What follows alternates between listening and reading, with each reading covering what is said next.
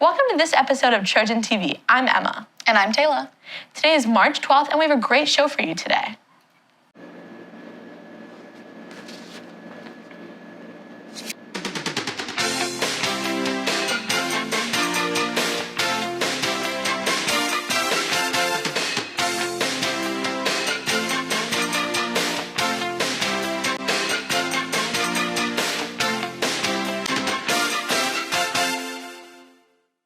This episode of Trojan TV is sponsored by Susan Rouser State Farm Insurance, helping life go right. Treyland Auto Glass, Northern Michigan's auto glass professionals. Cool Doors, dedicated to creating custom-led inserts for the home. Whitewater Contracting, the siding specialists. Tandem Wealth Management, moving forward together. And Goodwill Northern Michigan, supporting families and youth experiencing homelessness and food insecurity. Welcome back. We have on-location recaps of the National History Day contest and the Hot Chocolate social events. We're also taking a look at the new learning management system called Brightspace. Emma, you used to use Brightspace at your old school. What did you think of it? I really like Brightspace because of how structured it is. It has everything all in one location. My classes aren't using it yet, but I'm curious about it. Zach and Cam have the scoop on the switch to Brightspace. This year, the district had planned to implement Brightspace as a replacement for Google Classroom. However, the timeline of implementing the program kept getting pushed back due to the pandemic and a host of other rollout issues. We talked with the superintendent, Dr. Van Wagener, to learn more about this transition. Our goal is for every student to be career and college ready. So if you take a look at colleges across the state of Michigan and the United States, they all use a fairly sophisticated learning management system. So for instance, Brightspace, the one that we're using currently, is used by Michigan State University. It's used by Western Michigan University, quite a few community colleges, and other institutions. I know those ones specific. So if our students are truly going to be ready for college, you have to be use something more sophisticated than a Google Classroom or those elements. So you need to be able to be fully functional in the understanding and use of a learning management system to move forward in your career. The district says the benefits to Brightspace include integration with PowerSchool, better support of online students, discussion boards, ease of access with assignments for students, and several improved grading options for teachers. However, the transition to Brightspace has been slow and somewhat cumbersome for staff as they have little knowledge and training on the new platform. 75% of teachers stated that they don't use Brightspace in their classrooms. They stated that the software is, quote, clunky and doesn't improve on Google Classroom, is too cumbersome and glitchy, and what I currently have works better and is more efficient, so why reinvent the wheel? Yeah, I would say that anytime there's a change, there always are going to be questions, and change is sometimes a little bit hard, but the more we dive into kind of understanding how things operate and what we need to do, and just getting some experience and exposure in kind of talking through our questions, it makes it easier for everybody to utilize the system. In a student survey, 82% of students stated that they have no teachers that use Brightspace in their classrooms. From the remaining percentage of students, only 32% of students enjoy using the program.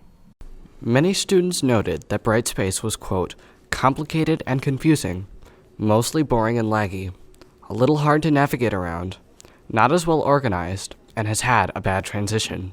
But some students find Brightspace easy to use and very organized, which is beneficial for their learning.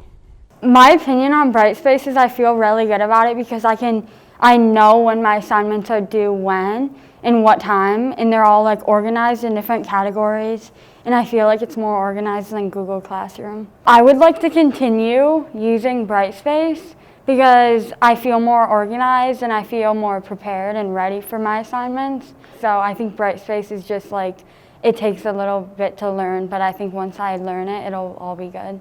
The district has committed to Brightspace with a 5-year contract at $45,000 per year.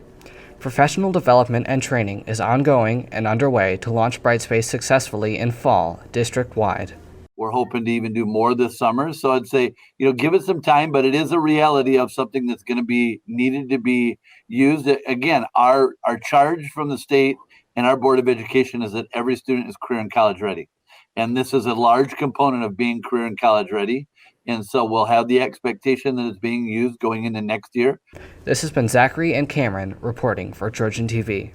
Thanks, Cam and Zach. Hey, Taylor, have you stopped by the library to see all those amazing projects on display? Yeah, I did. They look like they took a lot of work to create. They're part of the NHD contest and a requirement for all 8th grade honors history students. Annie and McKeely were on location to talk with students about this event. Hi, I'm Annie, here at the LMC to interview some 8th grade honors students who, after some hard and long work, finally are turning in their National History Day projects. NHD is a national competition where students are asked to research a topic and try to relate it back to the annual theme. This year, the theme is Communications in History. All 8th grade honors students are required to enter. We talked with a few students about what it is like to compete in this challenging competition. How does it feel turning in your NHD project? It was stressful at first, but once you get it done, it's really rewarding just to feel really good about it. I guess there's a side of relief because it was such a long project. How was the process creating your NHD project? It was a long kind of journey, but it was stressful. It really was. But in the end, it was rewarding. It's been pretty stressful because the primary source that I was really excited about using is illegal to use, so I couldn't use it, so I had to find something else really fast. What would you say would be the hardest part of this project? Putting it together, putting it on the board was, for me, the hardest because for some reason the thing wouldn't want to stick on the board, so it was an hour of doing. What did you do for your NHD? Did you do an exhibit, process paper? I did a performance on spies in the Revolutionary War. And how was it creating your performance? It was fun. The first time I had to redo my script a lot because it was hard because I had never really done anything like this. And I think it would be cool to do an exhibit too, but the performance was pretty fun. This has been Annie and McKeely reporting for Trojan TV.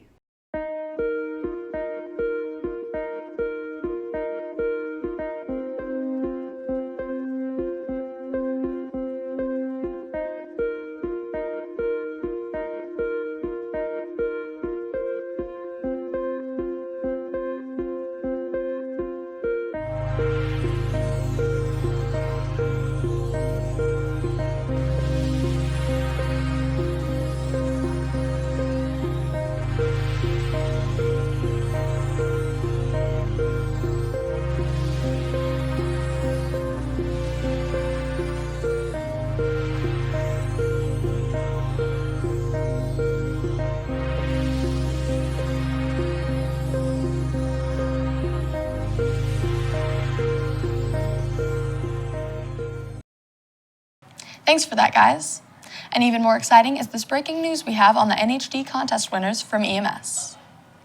The following are individual submissions advancing to the regional contest next week. In the exhibit categories are Annie Goldcool and Bella Reimers. In the paper category, Donovan Meyer, Eliana Hermel, and Kira Wesley. In the documentary category, McKeely Brown is moving forward. And for websites, we have Madison Vanderberg, Zach Chelsea, Anna Rupert, Eiley Rodenroth, and finally, for the performance category, Gabe Gerbach has been selected to advance. In the NHD group categories, Veronica Karin and Elise Hefner will advance for their exhibit. Students advancing will submit their work to the regional contest next week with hopes of advancing to the state finals in April. Good luck to all participants. Now let's check out another big event from last week, the Student Council Hot Chocolate Social Events. It was so fun to be outside and be able to enjoy a nice warm hot chocolate with all of my friends. This was the first event we've had this year due to the pandemic. Annie and McKeely were live on location to see how it went. Hi, I'm Annie, here at the Hot Chocolate Social to talk with some students on what they think of this amazing event. I think it's really fun. I wish it was fun, but I wish it was not in the cold. I think it's very creative and very fun, and I'm glad that the staff and students thought of us. Yeah, I think it's really cool, and I'm glad they put this together because it's a fun way to socialize. Are you guys happy you wasted your dollar to come here? Absolutely, $1 well spent. 100% yes. Very much so. Yes, I think it's really fun. Would you guys do this event again? Yes, maybe in warmer weather though. Yeah, I think it'd be a lot funner with warm, but it's still fun right now. Yeah, I would. But in summer. In warmer weather, for sure. The Student Council organized the Hot Chocolate Social as a way for students to socialize and have fun, while still being safe and socially distanced. One of the organizers of the event, Mr. Nowicki, told us more. Well, it's something that we've done in the years past around the Christmas holiday time, but and because of everything that was going on, we weren't able to do that, and we still wanted to circle back because we know how fun this event can be. Have this event had positive outcomes? Yeah, I think so. So far, I think I got about 200 kids out here, so I'm really excited to see everybody jump in, pay $1, and join us out here. Again, I just want to see kids smiling, socializing, having fun. That's what middle school is about, and so I hope at the end of the day people can look back with fond memories. That's all I can hope for. This has been Annie and McKeely reporting for Trojan TV. Thanks, ladies. Not only was that event a great time for students, but the Student Council raised over $500 to help fund future events. Thanks so much, students, for your participation. That does it for this episode of Trojan TV. Check out our website, the link, where you can take our weekly poll about Brightspace. Also be sure to follow us on Instagram at EastDMC. And you can catch all of our Trojan TV episodes and stories on our Trojan TV East YouTube channel. We also launched our new channel called Trojan TV Live, where you can watch our live morning announcements Monday through Friday.